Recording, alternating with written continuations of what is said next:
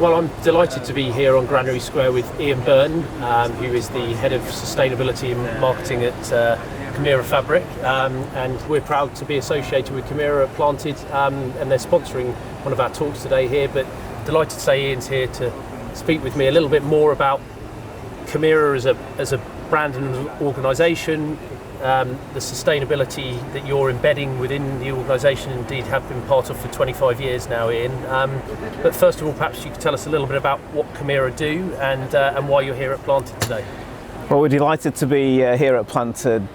We recognise what you do as an environmental brand, and the fact that you're doing events that are no waste and powered by solar power is just totally refreshing. We've done a lot of exhibitions and events, and we know the amount of waste that comes with those. So first and foremost, we love what you do and feel that really aligns with what we do as a brand. And we're in the textile business. We're a designer and a manufacturer. We're in different types of interiors, and people interact with our products in different spaces. Be it on public transport, so travelling here on London Underground or the Elizabeth line, that's furnished in Camira fabrics. But other areas, we've got universities, commercial office spaces, which is where the bulk of our products go. And a lot of the products that we try to do have real environmental credentials behind them. And that's something you mentioned, the 25-year history. Camira was founded originally in the 70s, 74, was acquired by Interface, another great environmental company, and spent nearly 10 years as part of that organisation, and then came out of Interface through a management buyout, but really was galvanised to push that environmental envelope. And we've been doing different types of environmental fabrics over all those years, from recycled to rapidly renewable, bio-based, from different plant-based fibres, and then more recently with ocean waste upcycled fabric, and also recycled wool is the latest thing we're looking at. Bio-based fabrics, can you talk a little bit about what that actually is, Ian, or what they are? Yeah, of course. So, well, natural fibre fabrics are two main sources of natural fibre. One is from animals. We're very, very familiar with sheep that give us a wonderful, smart, intelligent environmental fibre. And then the other area is plant-based fibres, and this is naturally occurring textile fibre that grows within the stems of certain types of plants. Those types of plants, we call them bast fibres, and examples are nettles, hemp, flax and jute, others as well, but those are the main categories. And we always love working with natural materials. We really believe that nature does it better than synthetics, so we can learn a lot from nature. We love working with pure new wool as an ingredient, but then we also love what wool can do in combination with these different bio-based plant naturally occurring fibres. And we've done some really groundbreaking work over the years with wool, and blending that first with harvested nettle fibre, and then hemp, and then flax. And it all started in the mid-2000s as we were involved in a project with De Montfort University. It was funded by DEFRA, the UK government, and the aim was to develop a commercial nettle-based product from commercial agriculture. And we knew that nettles had been used in the past to provide textile fibre, but the whole competence in working with that material had been lost through how synthetics and fast fashion and the appetite for polyester had really just taken all that learning and experience away. So we had to go right back to basics, and the academic partner was De Montfort University in Leicester. There were a number of other partners, including farmers, Central Science Laboratory in York that was looking at life cycle assessment, and then Camira with the textile partner to try and make this into a real life product. And it went from planting a field of nettle cuttings on a farm in Leicester, working out how to get the fibre out from the stem of the plant, and then when that fibre had been extracted, how to blend that with wool, in what proportions to give the right technical performance, and how to spin it into a new yarn and then weave it into fabric. And it was a fantastic project to be involved in, not just from its core environmental thinking. It was great as a marketer and a sustainability advocate, but a fundamental revelation was that wool blended with this natural plant fibre was inherently flame retardant. And in the markets that we work in, flame retardancy is absolutely crucial, and that could be achieved without any added chemistry.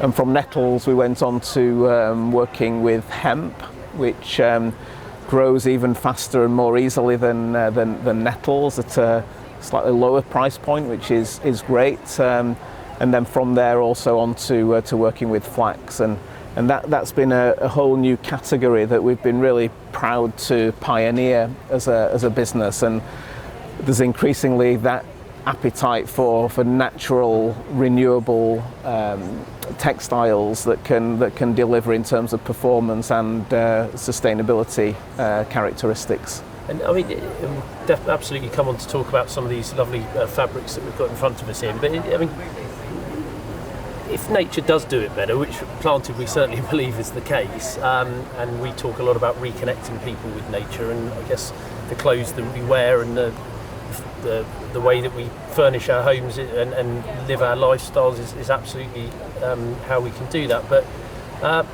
why, if nature does it better, have we moved away so far away from natural materials and natural fibres? Well, it all started probably around the 1930s when, as human beings, we wanted to try and do things better than nature through synthetic materials, through man-made fibres, and there were different types of fibres that were invented. I think one of the first oil-based synthetics was nylon that came along in the 1930s, and that was, in theory, it had the strength of steel and the fineness of silk, and that provided a different type of material that was very, very strong and very, very durable. But the one that really turned things on its head more than ever was the invention of polyester, and that happened around the 1950s and onwards, and that was able to be produced a lot more cheaply. Ultimately, it provided certain characteristics that was good for apparel, for fashion, clothing, and it heralded really the advent of fast fashion, and the lower price point really fueled that appetite for clothes made out of synthetic materials, and they found their way into our homes as well. And polyester is by far and away the largest volume textile fibre on the planet right now. It's over half of global textile production annually. By comparison, wool is just 1% of this total, which is around about 110 million tonnes annually. And we've seen different types of recycled polyesters being developed, which is great. A lot of post-consumer recycled polyester that comes from plastic bottles. We're seeing new, I suppose, hierarchies of recycled polyester with upcycled marine plastic waste, which we're also working with, which is good. But ultimately, those synthetics don't behave and they don't perform in the same way as natural fibre textiles do.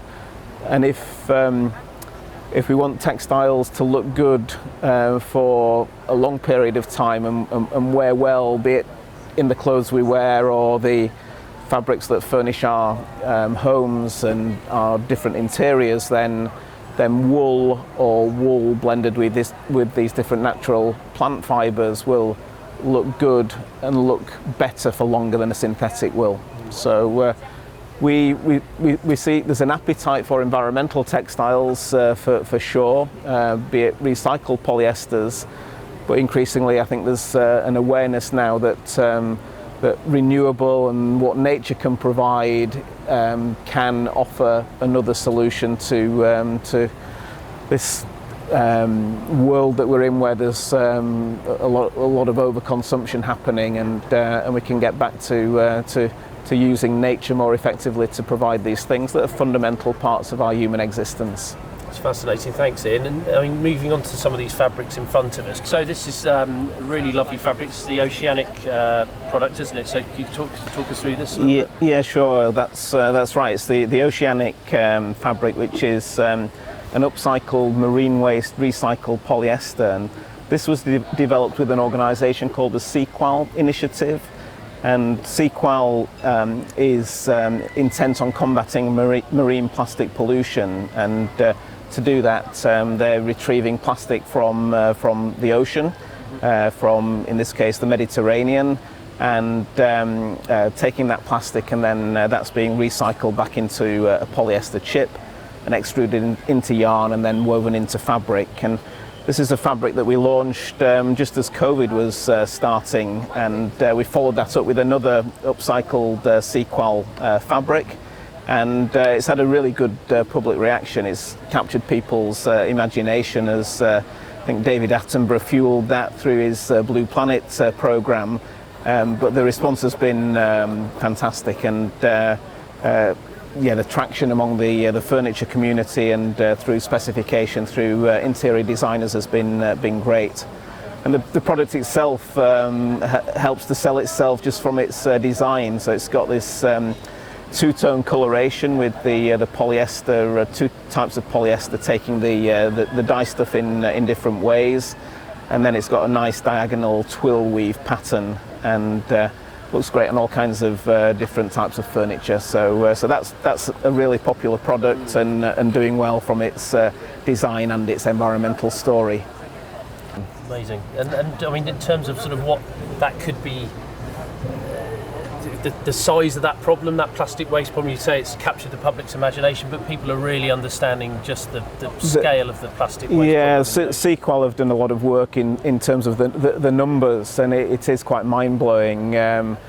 SEAQUAL claim that I think it's 12 million tonnes of plastic enters our ocean every year, and 95% of that ends up on the seabed, and then most of the rest on the surface, and doing untold damage to sea life and aquatic systems and trees. Yeah, it's amazing. Well, that's I guess from a consumer's perspective, obviously very encouraging that so many organisations, but particularly people like yourself, who are leading the way on this. And this one here, or these yeah, we've got a couple of different natural fabrics here. We've got in these two swatches wool blended with hemp. We've got 60% wool and 40% hemp. So the hemp is grown in the UK, and then we blend that with wool, spin it into yarn and weave it into fabric, and then the fabric is dyed after it's woven. And you can actually see the lighter colour here is the hemp that's not absorbing as much of the colour in the dye vessel as the wool does. But that's a high performance fabric. It's got good wearability, and it's got inherent flame retardancy through that intimate combination of wool and hemp. Sorry, just before you put that down again, Sam, can you just you just kind of felt the fabric? Yeah. You're doing. I'll just get a close-up shot of that. Give me 2 seconds to get that. If you pull your hand out and then put it back in again. Great. Perfect. Thank you very much. And then these two swatches are also 100% natural and renewable, but this is wool blended with flax, 75% wool, 25% flax.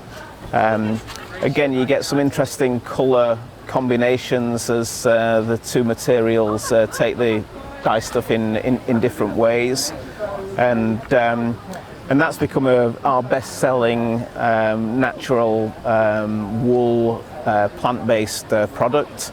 Well, Ian, it's been an absolute pleasure to have you here today at Planted. Thank you so much to yourself and to Camira for being part of this event. It really is a great pleasure to have you here, and we're delighted with this partnership that we've started here, and long may this partnership continue. Absolutely. Thank you very much, Sam. We've been delighted to be here, and thanks for hosting us. Pleasure.